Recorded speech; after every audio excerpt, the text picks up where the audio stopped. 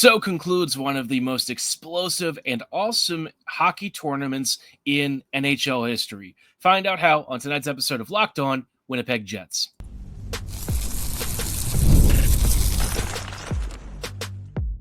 You're Locked On the Hockey Jets, your daily podcast on the Winnipeg Jets, part of the Locked On Podcast Network, your team every day. Hey friends, and welcome to tonight's episode of Locked On Winnipeg Jets, part of the Locked On Podcast Network, your team every day. I'm your host, Harrison Lee, an avid Winnipeg Jets fan and an online blogger. You can follow me on Twitter at HLivingLoco and at LO_Winnipeg Jets. Thanks for making Locked On Jets your first listen of the day every day. If you like what you're hearing, be sure to like, follow, and subscribe on all of your favorite podcasting platforms and YouTube. Doing so, of course, is always free of charge and ensures you never miss another episode. Most of all, though, we just love and appreciate your support. Tonight's episode, we are kicking off with kind of recapping, the conclusion of the Four Nations tournament. Obviously, Canada prevailing over the U.S. in overtime, and what a crazy tournament it was. Really, from start to finish, it just felt like, barring maybe one or two moments where there were some opportunities to catch your breath, the tournament was just balls to the wall, full metal, full throttle, just insanity, really from the first game. Canada had a crazy campaign, a lot of fun, some real dramatic moments, a couple of upsetting moments, and in the end, it still wasn't enough to deter the best team in the world of hockey from coming away with yet another sort of title.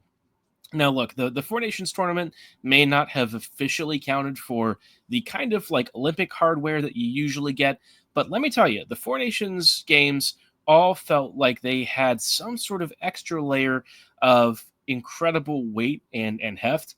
For a situation where you're dealing with some pretty crazy geopolitical stuff, it really gave each of the games a new significance. And because this was on such a short time span, the attention and the return of like elite level, amazing, best on best international hockey really could not have been timed any better. It was the most perfect confluence of factors, the perfect storm, and all of it led to an incredible tournament. And the final game was very close. Canada and the U.S. going toe-to-toe, trading blow for blow, strength for strength, and really it just took, one or two incredible saves from one team, a single missed coverage on another squad, and Canada had the edge when it mattered most, McDavid finding himself alone in the slot in overtime to end it in Boston. So, this tournament, I think, has really done an interesting job of growing the game in a way that you don't really see for hockey. The sport usually has a little bit of a niche audience. For as popular as hockey can be, you don't often see a lot of U.S. folks really watching a ton of it.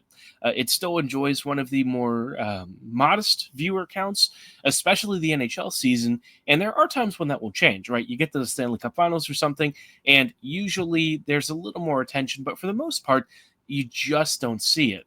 This tournament, very different story because of all the drama, all the craziness between both Canada and the U.S., and, the quality of play that we saw. There were eyeballs from everywhere. I think, at one point during the U.S.-Canada game just a couple nights ago, you had a real crazy moment of like 9.5 million viewers in the U.S., which is pretty darn insane, right? And in Canada, another 8 or 9 million watching. Pretty insane, no matter what you think about it, no matter who you rooted for. The fact that you had this many folks, around 16.5 to 17 million eyeballs glued to the television watching a game that, quite frankly, did not have, an actual trophy of particular note, at least in terms of international tournaments, really speaks volumes about just how good and how well done this tournament was. And I think it's kind of funny that the NHL sort of happened upon this by accident, but they did a pretty good job of taking advantage. I feel like the marketing, was generally pretty good. I feel like, the way that the drama sort of unfolded was really fun. It felt like a titanic clash between two superpowers in the span of like 10 or 12 calendar days. So what a crazy tournament. I think that this was like the perfect appetizer before not only this year's coming Stanley Cup final here in a few months, but also Torino is not really that far away, less than a calendar year. Torino, the Olympics, we're finally getting best on best Olympic hockey back. The tournament will have more nations, more teams, more top end players representing their, really one of their most important honors of repping the country colors and donning that uniform. We're finally getting that back again. And it really couldn't be at a crazier time than this. So 2026, let me tell you, the Olympics are going to be insane. I think the viewership for those games is going to be bonkers.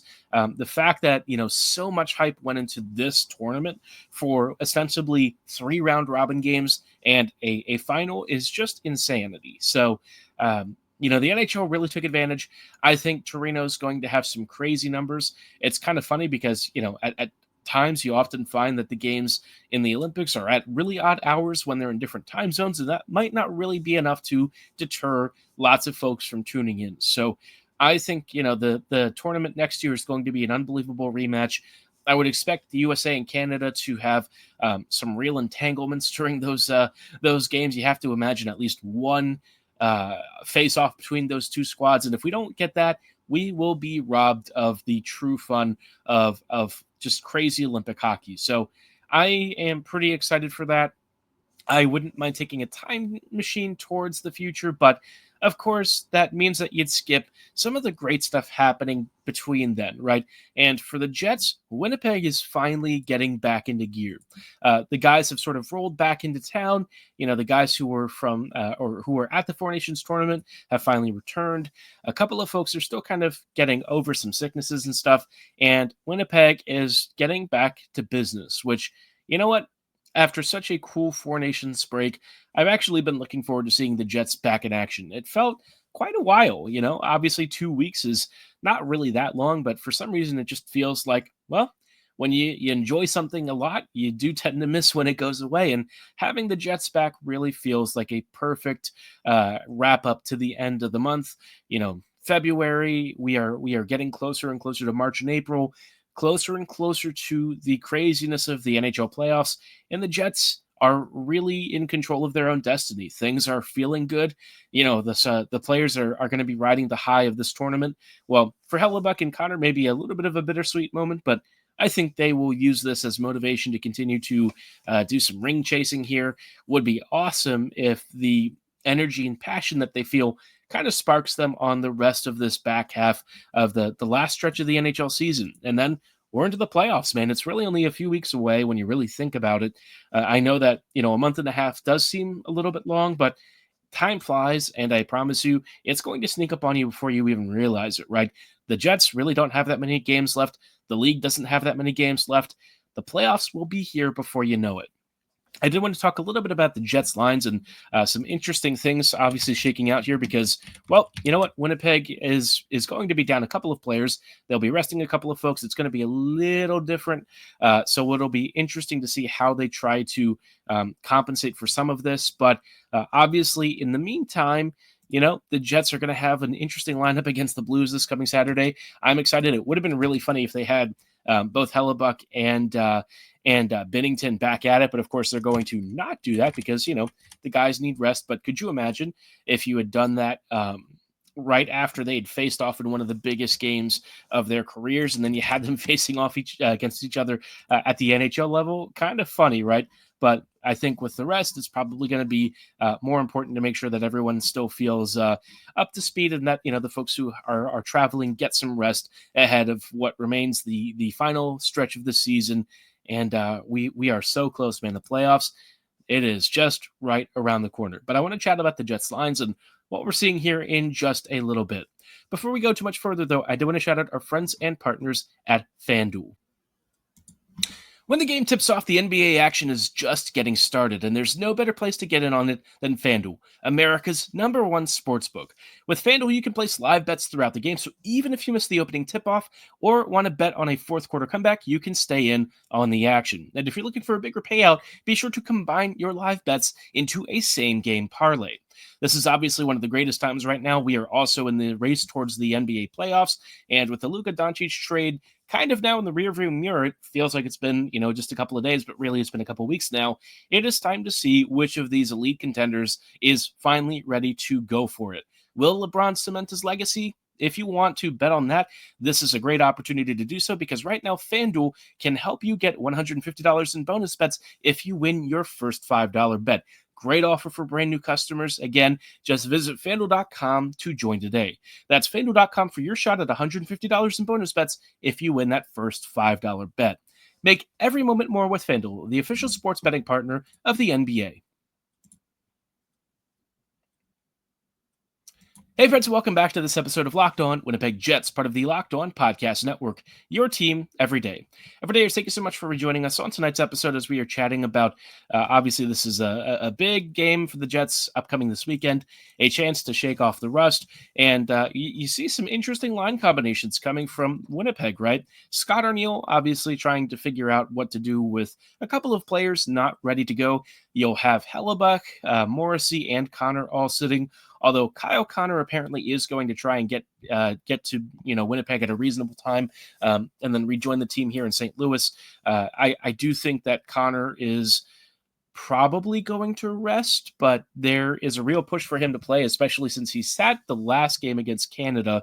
Maybe a little bit of a disappointment for him. I'm sure that he felt a bit crushed and maybe hurt by that decision, but Morrissey also missed the last game. He was dealing with the flu, so maybe for Connor, it's not the worst if he didn't see the ice and took some time off. And now he'll be ready and probably at least a little bit pissed off coming into this game against the Blues. The Jets, in the meantime, have been rushing some interesting combinations.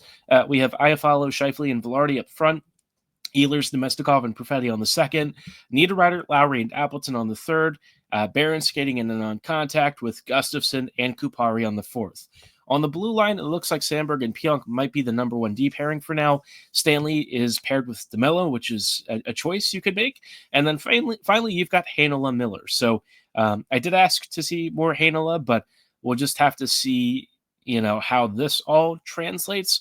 I kind of wonder what exactly Heinola's future with this team is. I continue to believe that he really doesn't have one after this season, but maybe I'm wrong.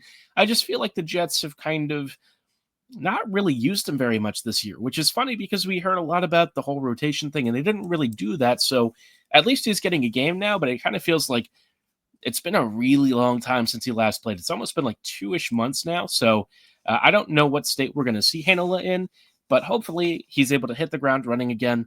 The other guy that I'm surprised the Jets haven't really made use of is Fleury. Fleury with Miller, I think, is a reasonable pairing. I wouldn't ask him to be with Pionk necessarily, but Fleury Miller has done enough of a job to where it was actually an upgrade on Stanley Miller. So kind of surprised that Fleury really hasn't earned more looks with this team. I thought, in that third pairing role, he was perfectly okay. Just enough to be, probably not ready for like a real playoff starting routine, but enough to do you a pretty decent job during the regular season. But I guess Winnipeg really loves Stanley, and or at least the coaching staff does. I don't know how the rest of the front office feels, but if nothing else, we are going to have an interesting blue line. Sandberg, Pionk as your number one D pairing. At least it's against St. Louis that doesn't have a lot of speed. It will be kind of funny if the Jets somehow try to bring Parayko back with them from the Blues, but I would probably suggest Winnipeg avoid that plan, right?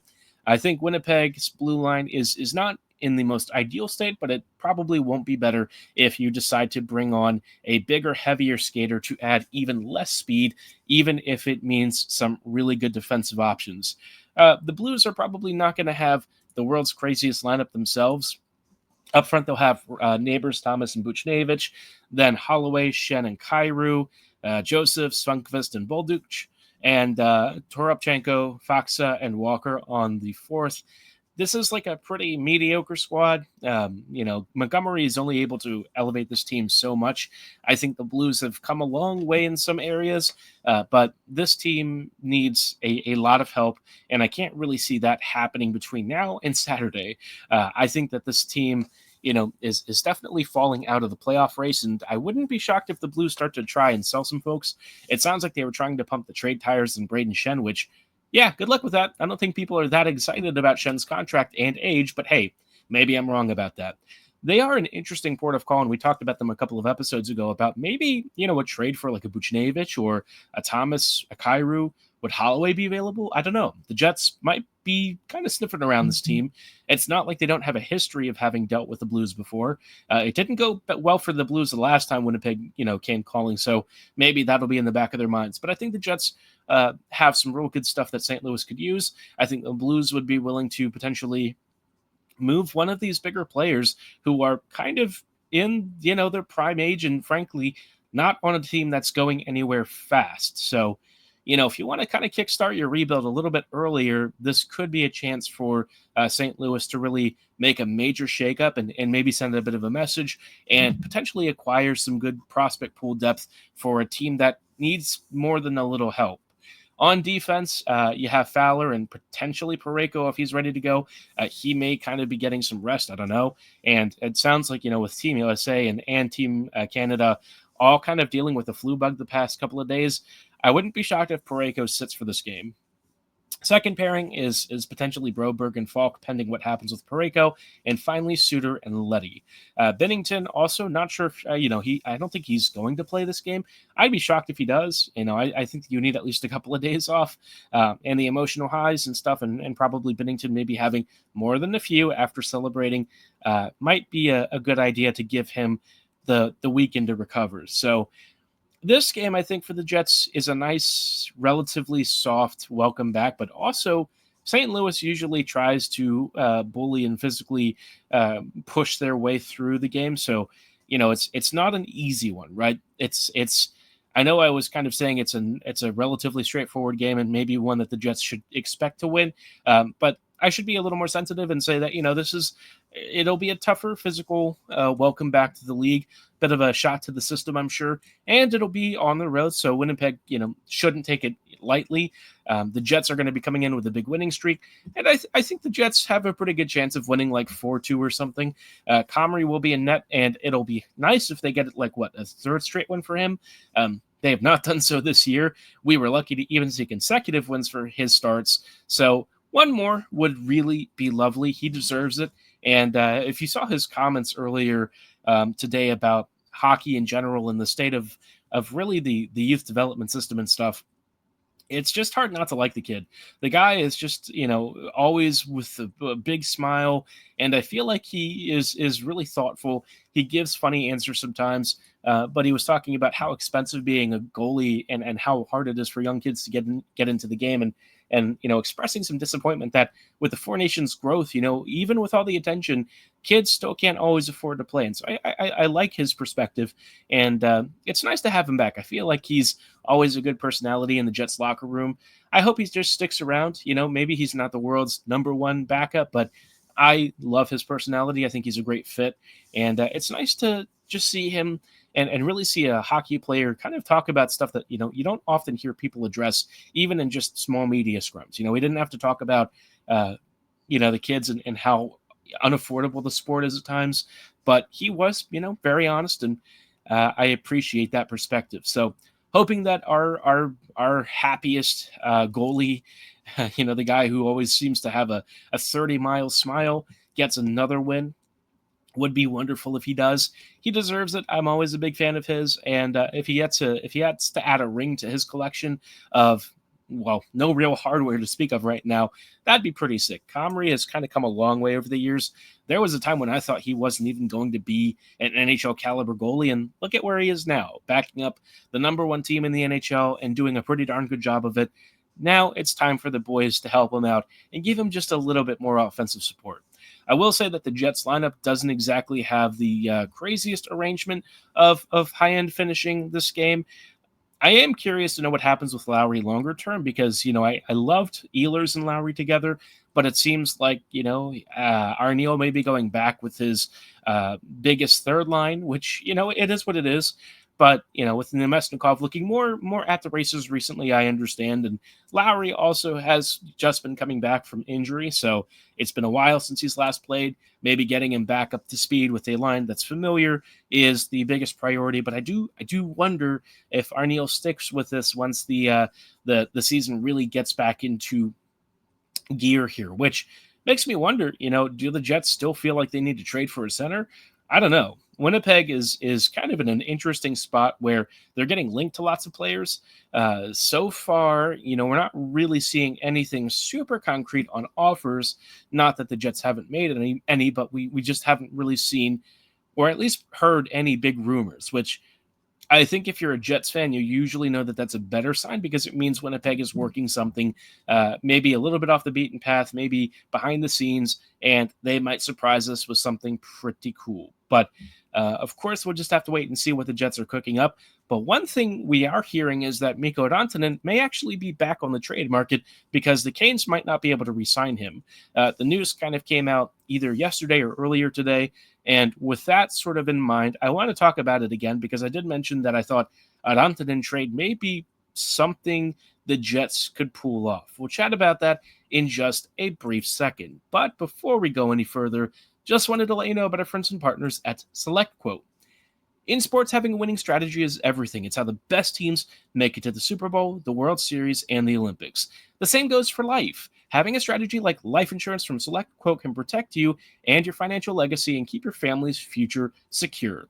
SelectQuote makes it easy to find the perfect life insurance policy. As one of America's leading insurance brokers with nearly 40 years of experience, they've helped over 2 million customers find $700 billion in coverage since 1985.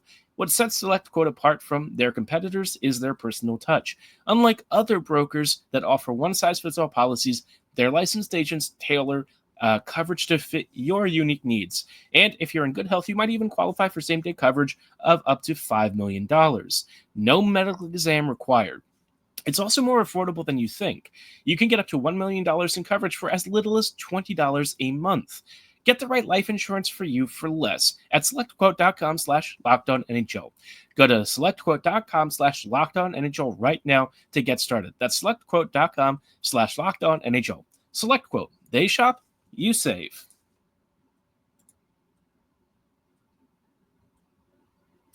Hey friends, and welcome back to this episode of Locked On Winnipeg Jets, part of the Locked On Podcast Network. Your team every day. Every day, thank you so much for rejoining us on tonight's episode as we're wrapping up really quickly with some interesting insights from some news that Mikko Rantanen apparently may be back on the trade market. Might have been Elliot Friedman who brought this up, but apparently Rantanen is or at least his agent may be suggesting to the Canes that, their offer and really their contract situation may not be all that close, right? The Canes, I think, are looking for a big winger to upgrade their finishing and offensive creativity. And it kind of seems like Rantanen would have been that, but apparently his contract, or at least his ask, may not be realistic for them, which if that's the case, then I really don't know how many teams are going to be able to afford Rantanen's ask. Mikko apparently was willing to sign under market in Colorado, but I don't know how much under market, right? We're talking about a guy who's looking at 12, 13 million easily. So what exactly qualifies as under market? That's a harder question and maybe one that Carolina's salary structure is not equipped to answer. The Jets might be able to take a shot here, not at an extension necessarily, but as a rental. Rantanen is one of those guys who, for me, I know that his recent numbers since moving to Carolina don't look crazy, but like digging under the surface, he's rocking like a 56, 58% shot share on the ice right now. And again, it is like a very small, short sample size to work with, but I've always been a fan of Rantanen. I think the way that he has this excellent lateral motion and ability to read defensive structures and pick them apart makes him really one of the premier offensive threats anywhere inside the zone. The dude in front of goal is just a monster. And if he wasn't hitting so many posts recently, he'd probably have 6 or 7 points easily. We already saw in the game against Carolina not that long ago, that Rantanen hit like 2 or 3 posts against the Jets and was really unlucky that he didn't score. So if he'd be willing to come to the Jets for a spell and maybe give it a shot and see what happens, I would be super down. I think the Jets do have the assets to make that happen. The problem and really the big question here is what goes the other way. And I think the easiest answer right off the bat is Ehlers. Nick is probably the player that fits Carolina the most. He's a guy who's fast. He skates well. He's an analytics darling, which means that, Tulsky's going to have a big heart for him. And we all know that Tulsky does already appreciate Ehlers' skill. So this is a tough one, right? If the Jets move out Ehlers, it does have some major downstream impacts. The first thing is that the power play is going to have a different structure. But the thing is, if you've seen Rantanen on the power play, you know that he's very good there. And I think Davis Payne could find a reasonable fit for him without compromising a lot of what makes it already successful. You won't have the same roving freelancer that Ehlers is, but Rantanen is a pretty lethal threat, and it'd be kind of like adding a Liney-like scoring presence right on that face-off circle area. So, I think you can be pretty happy if he joins. And at 5v5, Rantanen is an offensive terror. Again, he's not as fast, and his transition game doesn't quite have the same tune that Ehlers does, but I don't think that's necessarily a problem. So the challenge is, Ehlers would probably be willing to sign an extension in Carolina. I could be wrong about that, but that's sort of the impression I just get at a very high level.